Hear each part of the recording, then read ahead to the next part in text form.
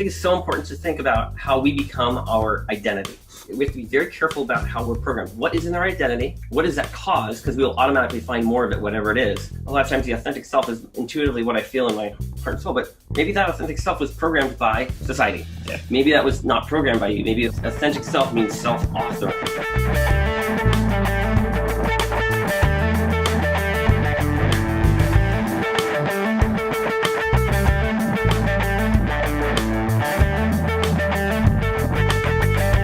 It's interesting, is the ego, is the identity, or the things inside of you, are they self-authored? Or are they authored by others? And it's, we want to rationalize who we are and we want to feel good, so we might want to say, oh, I made all of that stuff.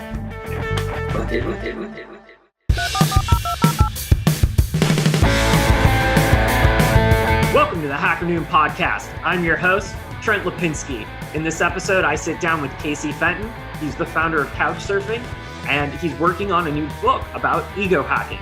In this episode, we focus on ego hacking, but we also broke out the second part into its own episode about biohacking and life extension.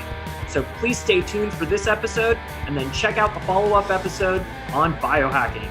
Stay tuned.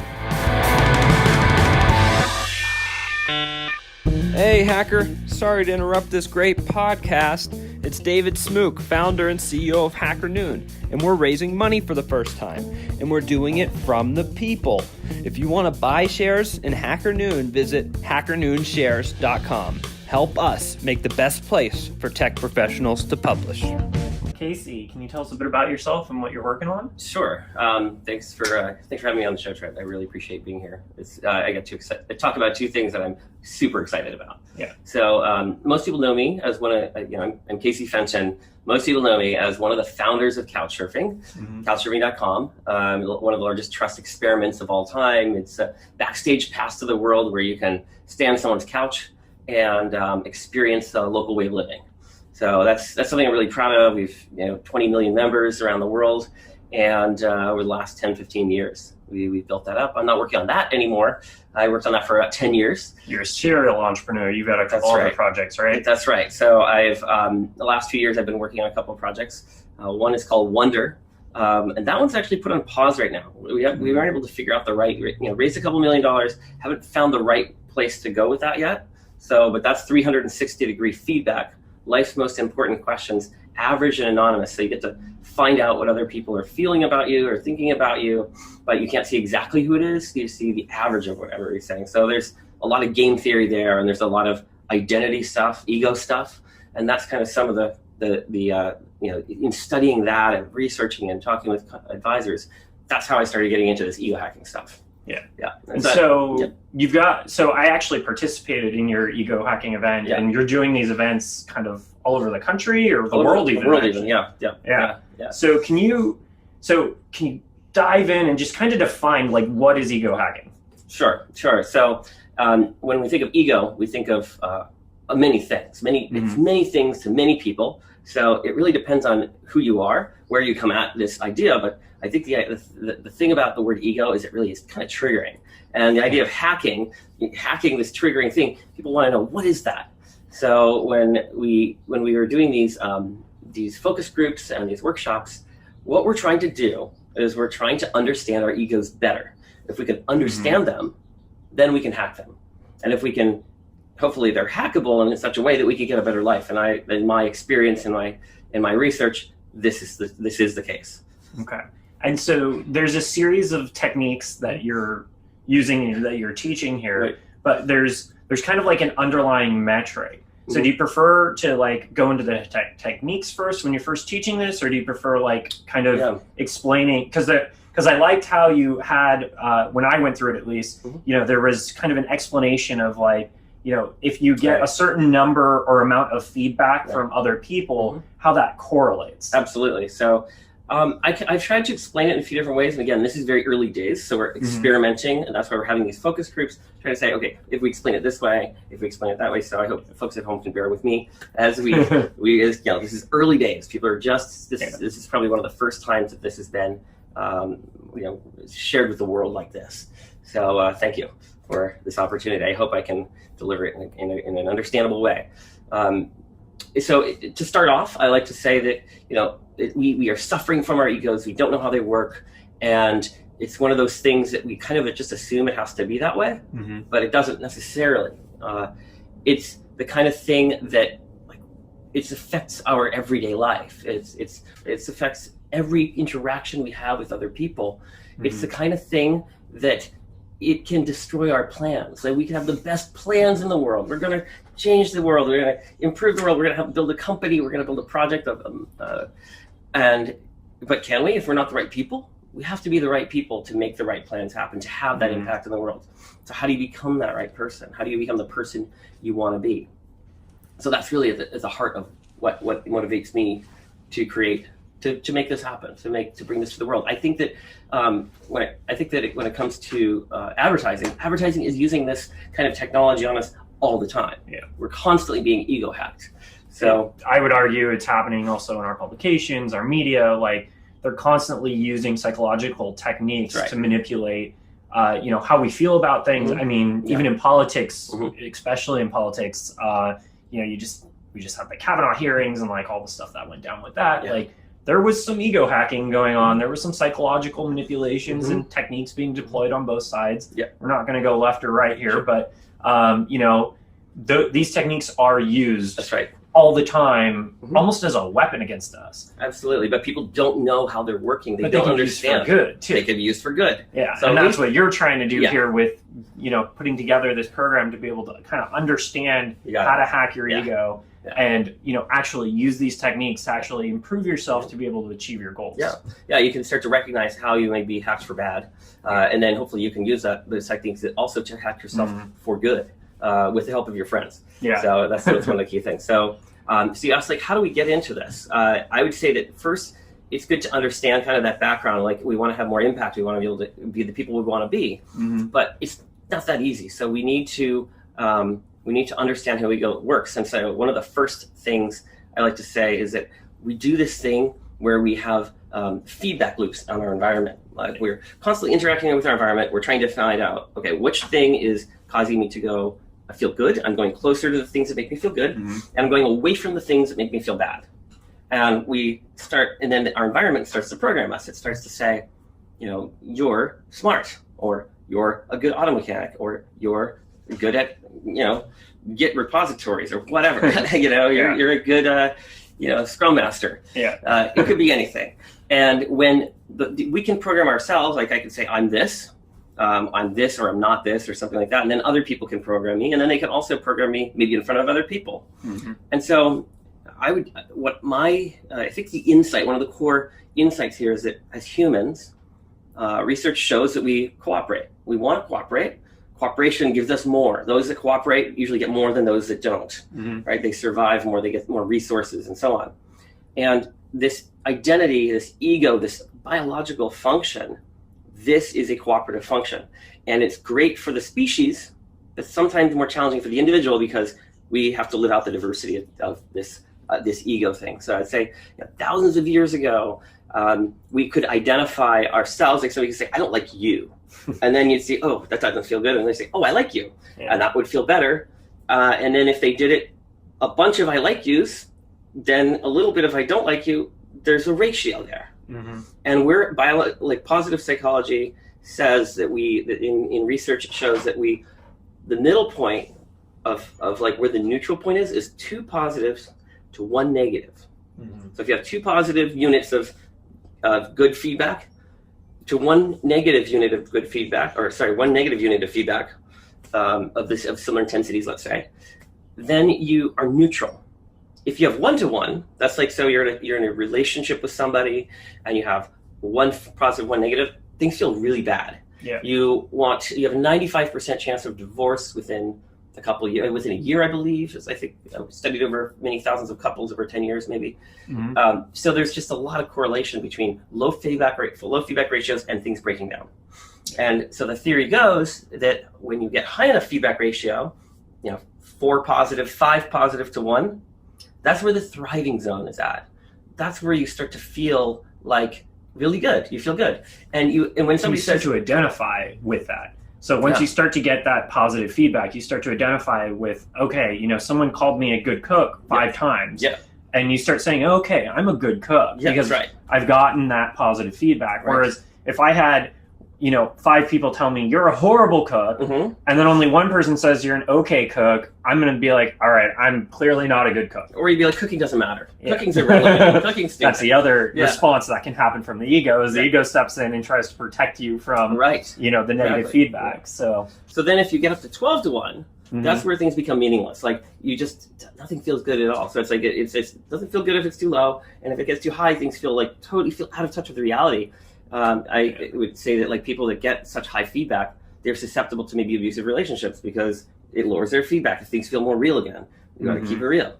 So that's kind of another. I find that aspect of this really interesting because I personally have experienced having that, like, really super high feedback on something. And it's like, and that almost leads to, like, imposter syndrome a little bit. Like, you feel like, wait, why am I getting all this positive feedback? Like, you know, the experience of going through why I'm getting this feedback didn't feel good. Right. So, like, what I felt going through that experience didn't feel good, but yet everyone's patting me on the back. I would argue this is what happened when I sold my last startup. Like, everyone's congratulating me, and I'm just like, I felt like I just ran a marathon and, like, I'm collapsing at the finish line. You know, it's like the experience of it versus the feedback I got didn't match. Right. And so then you're like, what's real? What's real? Like, and you feel really awkward. Very awkward. Yeah. Because because the social feedback you're getting versus what you just experienced, it's like they're just not. Yeah. They're not aligned. They're not aligned. Absolutely. And that screws with your ego, and it leads to imposter syndrome. It leads to your ego just, like, not knowing what to do, because sometimes you're like, okay, I can be that person that this feedback's saying, but then you don't feel like you're that person. You just want to run away. Exactly. I just want to go get on a flight somewhere, just go and disappear or something like that, or just change it up. Something needs to change. I don't know what it is. Went to Hawaii for 3 weeks. There we go. Heyo, you got a great tech story you want to get published? Maybe something about bots taking over Twitter or how Bitcoin actually works? Or maybe you just have a story about how to build a great software or a great team. Get your expertise published on Hacker Noon. Email us stories@hackernoon.com, and a real human will review your submission. Okay, so there we are. We have this idea that we have these feedback ratios. We go toward the things that are that we like, away from the things that are feeling good. But then there's another layer on it. I would argue that a few thousand years ago, maybe 50, maybe 100, maybe 200, I don't know, we started to do this thing called external identification. So not only if somebody says, I like you, what if they say, I like your house, or I like your Saab? You know, I grew up building Saab automobiles, and we're working on them a lot. So if somebody says, I like the Saab, it's like they said, I like me. They said, Casey, now my feedback ratio is affected by the things in my environment. How weird. How did that come to be? And I'd argue in the last 100 years, it's gotten even more, like, just amplified. Sure. So, like, when I was younger, like, it was the whole Mac versus PC thing. Sure. So, like, I was identified as the Mac user, and, you know, that became part of my external identity, and, like, people would judge other people based on what computer they used. Right. I mean, now in 2018, that's a little less, you know, it's like, whatever, you use whatever computer you use. But, like, I mean, even with smartphones, I would argue there's still some, like, oh, you're an Android user, like, oh, you're an iPhone user. There's still... People externally identify. It is what we do every day, all the time. Oh, you're a cook? I love cooks. I hate cooks, you know? Okay, so it's like, if I said I love cooks and somebody's a cook, they feel like I just said I love them. That's interesting, right? So we have this thing, and we're going through life, and we're constantly trying to add to our positive identity and maybe remove from our negative identity. And but then if our feedback ratio goes too low, let's say you're at 2 to 1. So you're right on the edge of, like, feeling maybe bad, but it's kind of neutral. It's still in the maybe okay zone. And somebody says, you know, Saab automobiles, you know, they know I grew up building Saabs or something in my driveway, but they said those cars are horrible. They're a Saab story, right? Then I would be like, oh, I don't really want to take on that identity or take on that reality. So then I have 2 or 3 options. One option is I could go and take ibuprofen, or maybe a drink alcohol or something, and that calms the amygdala, the part of the brain that would feel the pain of that lower feedback ratio potentially. That would be if, like, you know, some people calm it that way. But the two traditional ways that we do this, that we solve this problem of low feedback ratio or ego debt, as it's called, when you've got too low of a feedback ratio, you get ego debt. And then versus the opposite would be ego banking, when you're getting a lot of positive and you're banking it up. When you get that low, you can. The one thing that a lot of people do that really doesn't serve them usually is they create a story. This person doesn't know. They don't know auto mechanics. What do they know about solves? They don't know about turbochargers. Turbochargers are amazing. Come on, And then I'm creating a story about why they're wrong, right? And mostly to make myself feel better. Yeah. Not necessarily based on anything more than that. Yeah. It's to protect your own ego. Yeah. I have a feeling it doesn't feel good, and I'm going to create a rationale that makes myself feel better. So when you do this too much, you get reality debt. Yeah. So that reality debt's not good. Now you've got a model of the world that's not really matching what other people's average reality is, or at least maybe the average reality of the world, or the world itself, let's say, whatever that is. Well, I would argue social media also really plays into this. If you look at like Instagram and Facebook, like they paint this picture of, because people curate what they put online. Right. So they're constantly putting, they took this amazing picture, of them doing a yoga pose on a beach. No. Like, you don't know that, 10 minutes after that, they got mugged and they had a big argument with their girlfriend. And whatever. And it's like, you don't know the story. All you see is that one moment that may or may not be real. And you're seeing all of those moments from all of these people on social media, and then you compare it to your own life and I feel low. Now I feel like my feedback ratio is low. Yeah. So that's where you can get the depression, or then you can create a story. Social media is horrible. Or you can create a story, these other people that vacation is stupid. Or another story, or whatever the story is that can feel good. And stories can be okay. You just have to be very careful about and aware when you're doing it, because if you create enough reality, that can harm you. Yeah. That can come back full swing and smack you around. But the healthy thing to do is to be depressed. Actually, that's actually healthy. And I'm not talking about chronic depression. I'm not talking about depression that you're chronically depressed and you're always depressed and it's just suffering from that. That's a bigger problem. That's another problem. But a healthy thing to do is you get depressed for a little bit. You're like, oh boy, they said that they don't like sobs. Maybe I'll think about that. Is there something they know that I'm not aware of? Let me think about that. Maybe I should talk to that person about that. Maybe they said that I'm not taking out the trash, and I thought I was, but it was. I wanted to create a story about how it was really somebody else's fault because they didn't get enough trash bags or something. But you know what? Maybe there's something about I just don't really want to take out the trash. It doesn't feel good. Maybe there's something else going on in my life that's making me not feel like I want to take out the trash, or I'm just not the trashy kind of guy. I don't know. Yeah. Whatever. But it's good to go to that slightly depressed place where you're like, oh, let me just stay in tonight and think about this issue. Trying to get to the truth, trying to identify with somebody who gets to the truth of it, rather than somebody who gets to what feels good. Yeah. So sometimes people ask me, Casey, what kind of people do you like? What kind of people are interesting for you? And I always say, people I like optimize for understanding reality over what feels good. Those are the people I can trust. Yeah. Those are the people I know that in the end of the day, they're going to try to make things come together and try to make things good.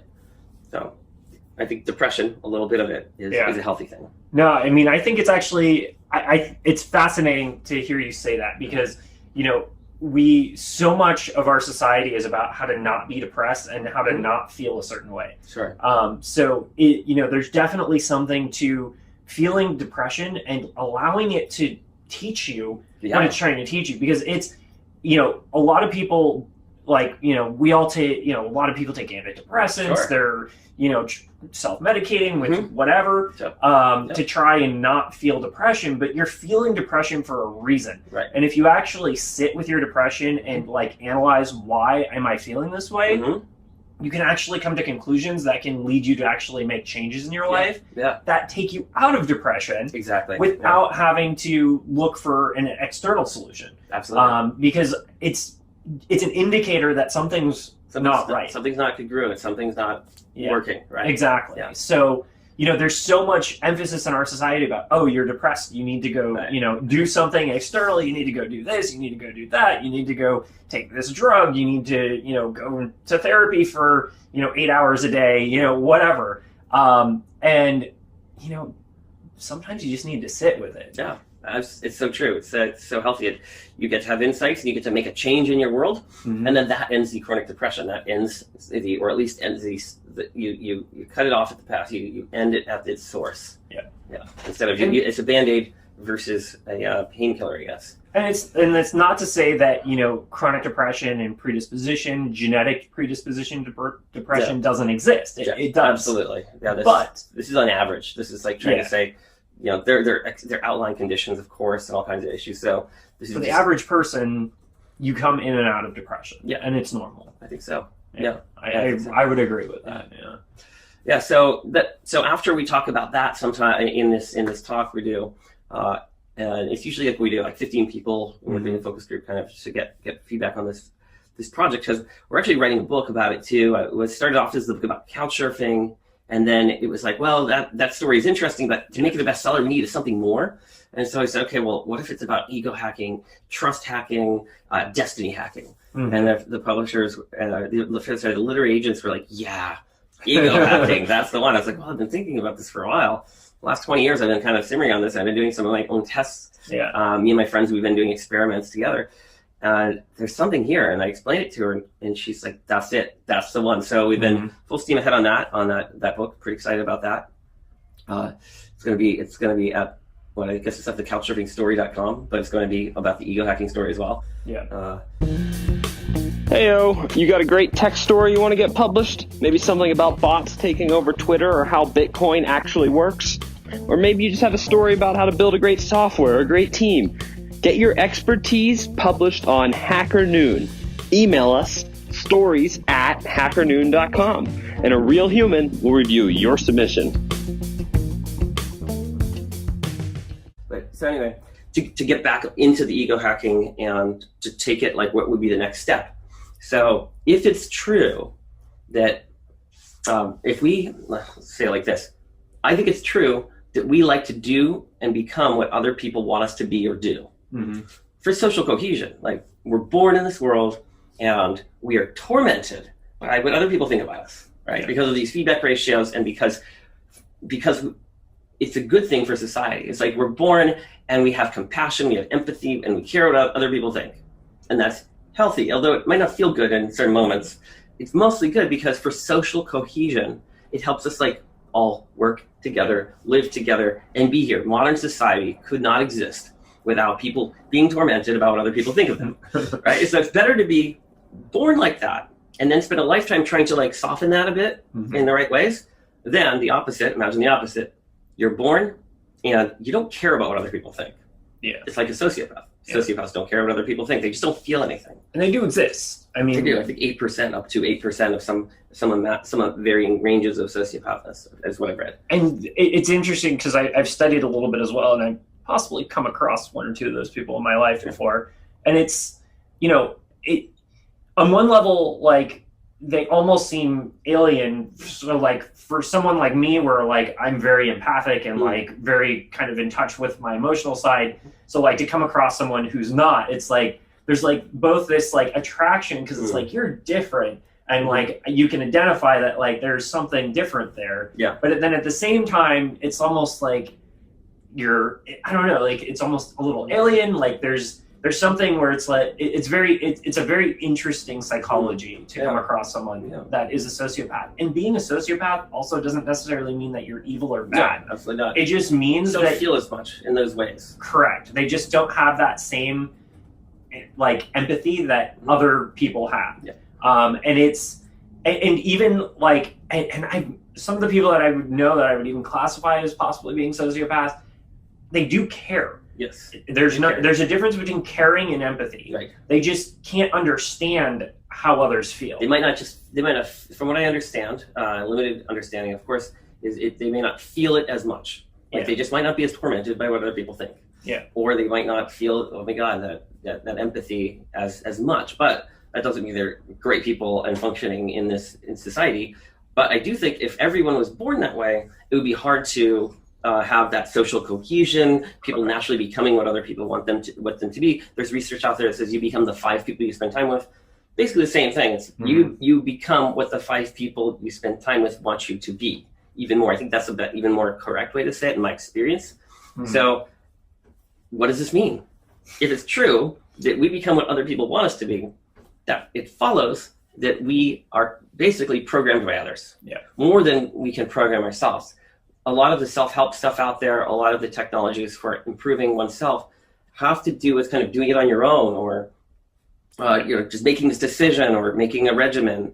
But I would argue that it's a lot harder to change yourself on your own than it is for other people to change you. Yeah. It's that other people can hack your ego more easier than you can hack your own ego. And I would argue the big difference is time. Yeah. So like, because I've personally had to try to, I've been like experimenting with meditation and like all these different techniques to kind of, raise my self-awareness and be able to understand. And I mean, even just for doing podcasting, like I had to learn how to be present, be able to have these kinds of conversations, do interviews. Like there's techniques that I use when I'm doing an interview. I'm doing it right now. So, all of that kind of stuff, it takes a lot of time. You have to learn to be able to, go into that state, be present, and like really, really self-analyze and allow uncomfortable thoughts and uncomfortable ideas to present themselves, and learn how to separate yourself emotionally from those ideas and those thoughts. And it's sometimes painful. It's agonizing. Like it can put you in a depressed state temporarily. It's difficult and it takes time. You literally have to do this like 20 minutes to an hour a day and take that time to meditate and allow yourself to almost do this on a regular daily basis. And it's very like, it takes time. It's a journey. And whereas if you're getting feedback from other people, the results are almost instantaneous. Almost instant. And if you get the right ratio of feedback in a short period of time, it makes a significant change rapidly. I think so. In my experience, when somebody you really trust or somebody you look up to, or maybe 3 or 4 of your friends, if they say, maybe you're somebody you didn't see yourself as getting things done. You're not getting enough done, right? Now, if 3 of your friends are like, you're somebody who gets things done. Well, or you're getting more things done, or look at the evidence of you getting things done. And then they even say it in front of other people. They say it maybe on social media, or they say it at a group, a party or something. And then other people cooperate. They're like, yeah, that's right. I've seen that, right? You're instantly programmed, right? What happens is when whatever identity you have, whatever's in there, whether it's given to you by your friends, your family, society, yourself, whatever, those are the things that your meaning-making machine, your neurological, your neurons, your pattern matching machine, find in your environment. Like in a complex world, you'll find whatever you're looking for. You'll find a pattern for anything, really, practically. And if your pattern is, I'm not enough, or I'm not a good cook, or I'm not getting things done, you're going to find patterns that corroborate that. If that's the current identity you have. But if you want to change that, and you're interacting with other people, like, if they ask you, why do you think you're not getting things done? Well, they're just confirming that you're not getting things done. They're confirming at a low level, at this kind of limbic system level, that they see you as somebody who's not getting things done. They're reconfirming it at a very low level. So that doesn't help as much. What helps more is, that's funny, I see you as getting things done. In fact, just yesterday, you worked for 7 hours straight with no stops, right? That was getting a lot of things done. 12-hour day. Maybe a 12-hour day. So you're getting things done. And, talk about the evidence. The more authentic it is, obviously the better, because it's more real. But you've got to get people thinking about, and you need to give them a kernel of that new identity. So maybe you want to get that kernel. So ask your friends, hey, can you help me get that kernel of new identity? Because once I get that kernel, it's a snowball. It's then in my meaning-making machine, when I'm going through the world, it will just start to see all the patterns all around me of me. Oh, there I am getting things done. Oh, that's what they said. They told me I was getting things done. Self-fulfilling prophecy. And it raises the awareness too of, automatic awareness. Exactly. You start seeing it, as you said, the patterns of this. So I think for the audience, it'd be actually kind of interesting if you could ego hack me right now. Sure. My intention is to become a better interviewer and, podcaster. So ego hack me. Well, it's funny that it's funny that you're asking that, because to me, it sounds like I've already heard evidence of like 3 or 4 things.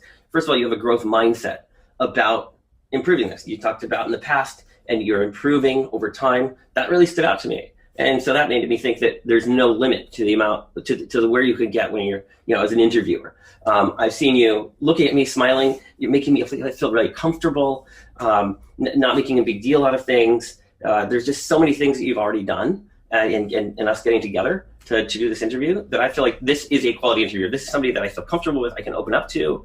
This is somebody that I feel like I want to be on their blog or their video blog. Or, I feel because of who you are, I feel proud to be associated with you. See, this feels pretty good. Yeah. I just got some good social feedback.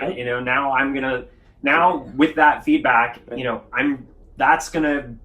I just got a positive boost to my ratio now. Yeah. So, that is going to be something that's going to come up when I'm thinking about, hey, maybe I had a bad interview, in another interview in the future or something. Get a little ego banking. Exactly. Yeah. So now I've got this to kind of reflect back on. And I could have done it where I said, "Oh, why do you think you're not a good interviewer? Come on, And then now I'm reconfirming at a low level, because you have the neocortex, which can understand complex talk, complex ideas, but the limbic system, it really only understands tonality and body language more than it even understands words. You can't understand like double negatives and all kinds of stuff like that. So if I just sat here and looked at you and smiled,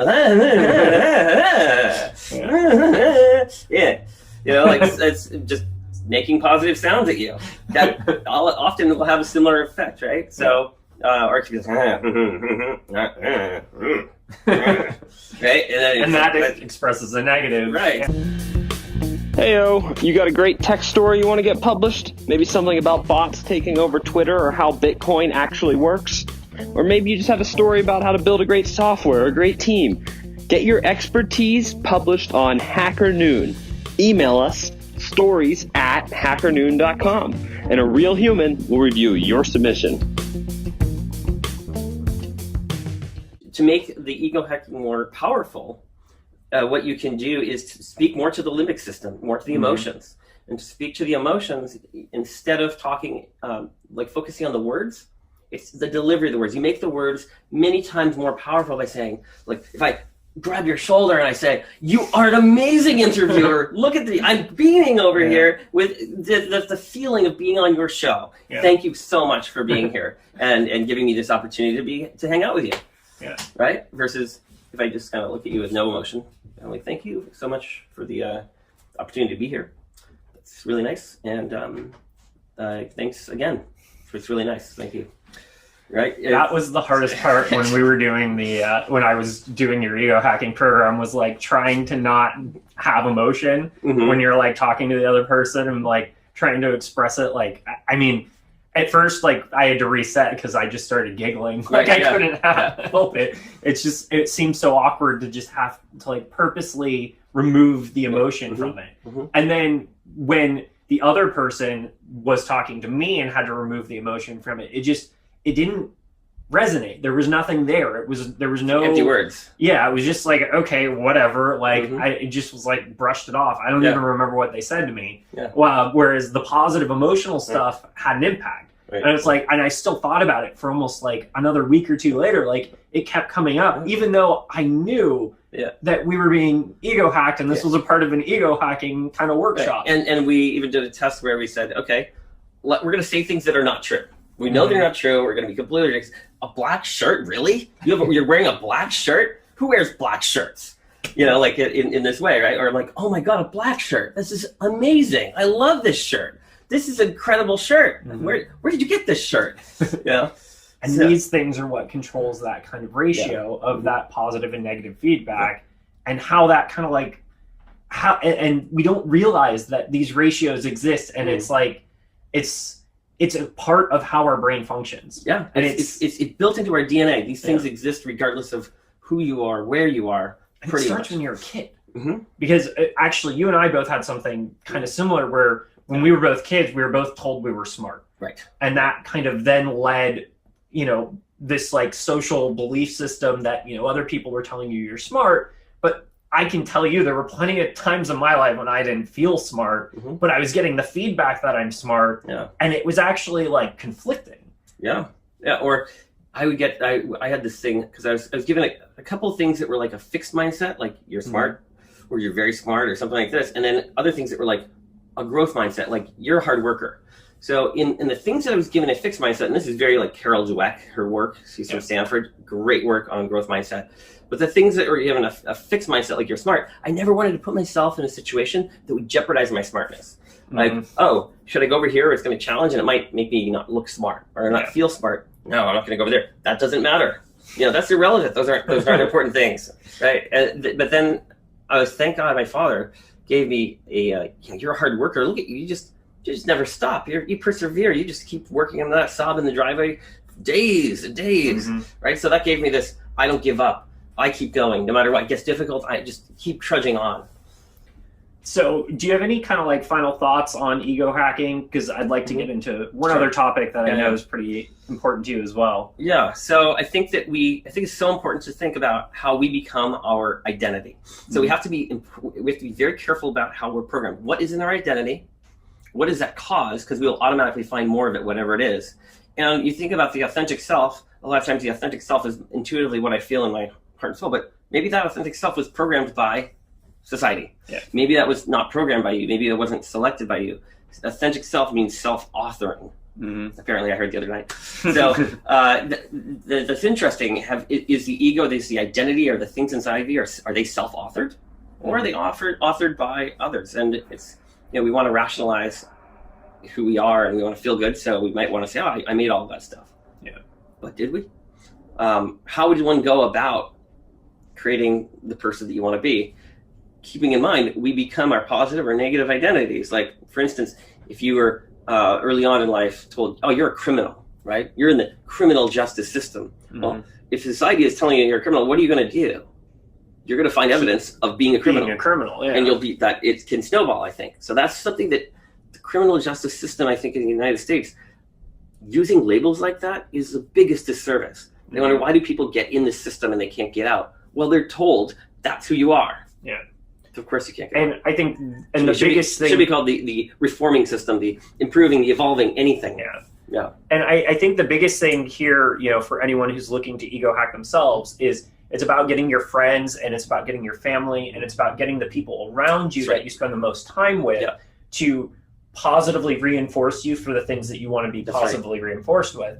And even though you will tell them, hey, can you positively reinforce me for this? When I'm doing this action, can you positively give me that good feedback? Tell me, show me the evidence. Give me positive feedback on this. Even though you know that you've told them to do that, it doesn't matter. It still works. It still works. Yeah, absolutely. And where can people find you? Sure. You could go to CaseyFenton.com if you just want to connect with me directly. You could also go to the CouchSurfing story if you want to get a copy of the book when it comes out. You can also go to UpStock.io. UpStock.io is where I am working on a pretty big project. It's worker equity as a service. So, so many people out there, we're suffering because we can't work on projects with people and give them ownership in a way that's like powerful and people believe in. They have to suffer through these stock options.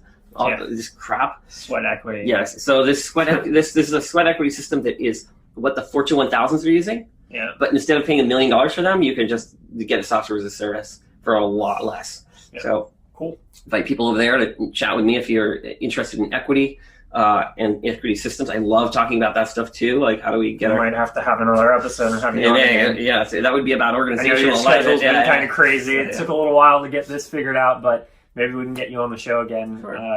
Later on. Trent. Appreciate that. Yeah, it's fun. Yeah, definitely. Well, thank you for coming on the show. It's been a pleasure. And thank you again for coming on and sharing all this knowledge with everyone. Yeah, and thank you for making the show so great and inspiring so many people across the world with your interesting and varied topics. I think a lot of people brings a smile to their face, and it has a meaning. I think the number of lives you've affected. I can't count that many, can't count that high, but it's thank you for the ego hack. Yeah, sure. That's just saying it as it is. I'm saying things that are true. Yeah. So again, I could say an infinite number of negative or positive things about anybody.